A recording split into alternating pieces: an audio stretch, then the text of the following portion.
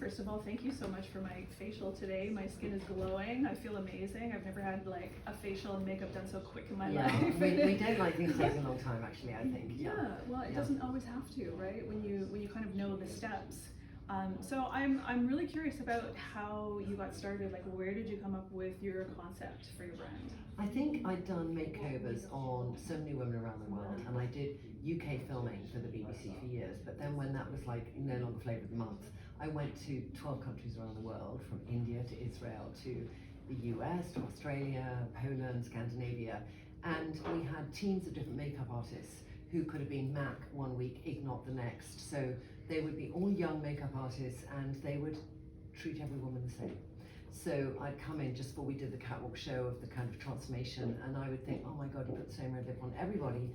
There's got to be a way in which there can be a formula that you could find makeup that suits you easily and make it easy to apply, because all this kind of conversations I've had with these women for me are research into why do women find it difficult to buy makeup? You know, what is that frustration at the beauty counter? It's that paradox of choice. It says 300 red lips from MAC, which one do I choose? It's behind the counter, that person might have too much makeup on, it intimidates me, too little, and I don't have confidence in them. They might be too old, too young. So it's like we are nervous about the person giving us the advice. And just as women, it's how it is on many things, you know. Yes. So I thought, how can I then make it really easy for women to know what makeup they suit? And also, what is the easiest makeup to put on? I've always loved cream-based makeup. I'd always be in my bathroom doing these kind of mini formulations, putting them in Muji pots and traveling with them. And everyone would say, what is that and where can I get it? And I'd say, it's my makeup bag. You know, they'd pull out a big makeup bag, I'll pull out the stack. So I knew that I would do it one day. And then the time came, and always the time when you maybe become an entrepreneur is the time, especially if you're not 20 doing it, when everything is against you that you should do it. But if you can make it work, and that hardest time, and I was 51 and I was no longer with my partner, they in fact died, the father of my children. I wasn't earning the money I was earning, so I couldn't afford the house I was in, so I had to mortgage the house and then ultimately sell it. So it was the worst time, but also it was a time when I thought, if I don't start now, I'll never start. You know, I want to build a brand, I want to give women portable, stackable, easy to use makeup that they can know suits them. So it started with makeup. Amazing. Well, I appreciate your perspective because you did all different age groups and all different nationalities. Yeah. So it's really important to have something that's really diverse, which I find this line is very diverse. I'm sure that's something that's really important to you. From day one. I mean, I didn't want people to, I think I'd spent many years feeling excluded perhaps from advertising, that I didn't want to see an ad of an 18-year-old to tell me about a cream as a 40-year-old. It just didn't make sense.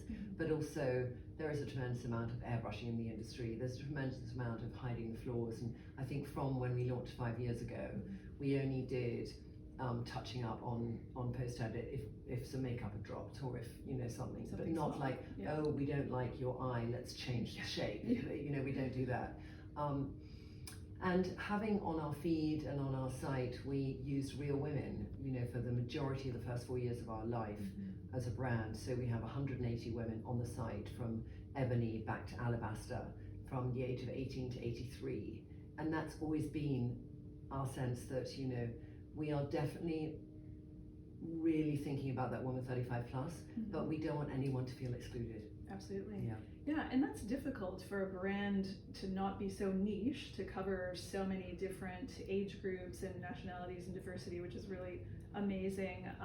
But I do love that you have some really great skincare that helps women over 40, and really, you know, tell me a little more about the skincare. I know you just launched it recently. I had acne from 13 to 30, and I think when you have an acne-prone skin, you're more obsessive to find and try ranges. So from 17, I went to Lord & Taylor in New York and I discovered Clinique. This is in the 70s because I'm older than you.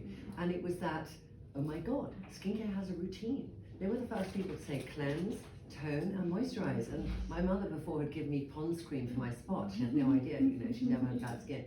So I then probably tried about 500 brands over 30 years. And I tried them in a way that I've done a routine for a couple of months. So I knew which ones were all marketing chat, didn't have the right ingredient formulations, and which ones had great ingredients, but maybe they were irresponsible in their ingredients in terms of understanding. And I felt many women, I do a live skincare Q&A on a Wednesday, and we have about 500,000 women who follow that one. And the knowledge is from, do I put my SPF on before or after a vitamin C, to is copper amino isolate good if you have spots, really diverse sets of knowledge. So I thought, if I'm doing skincare, I want great ingredients, and we really research with labs, people creating new ingredients, and then we have our own lab in the UK and putting together those formulations. We start with a star, like a retinol or an acid, and then we see who are its supporting act. Like, some people don't like to play in the same playground. Like, retinols don't really play with vitamin C, so you never put them together. And if you see a product with it together, it means that both of them are quite inert. They're never going to actually do something so there's opportunities and good reasons to throw things together, like peptides and hyaluronic acid that play well together. Peptides will be friends with nearly everybody, so will hyaluronic acid. It's literally a hydrator. Right. But other ingredients don't like friends.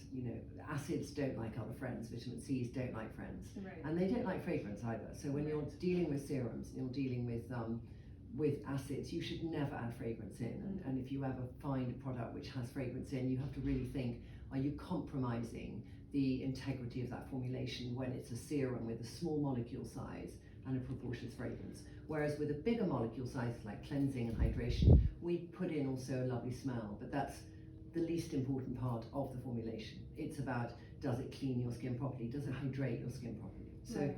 very, a lot of work and thought has gone into our skincare. Well, scientifically, you must have learned so much. Like, Yeah. you were working closely with the labs. You're made in Italy, is that correct? We make our makeup in Italy, but we make our skincare in England. Oh, great. Yeah. That's great. Yeah. Yeah. Well, I mean, you learn so much through that process. It's really a science. It is a science. And I appreciate the fact that you don't put fragrance in too many things too, because that's like a make or break it for I think the consumer often.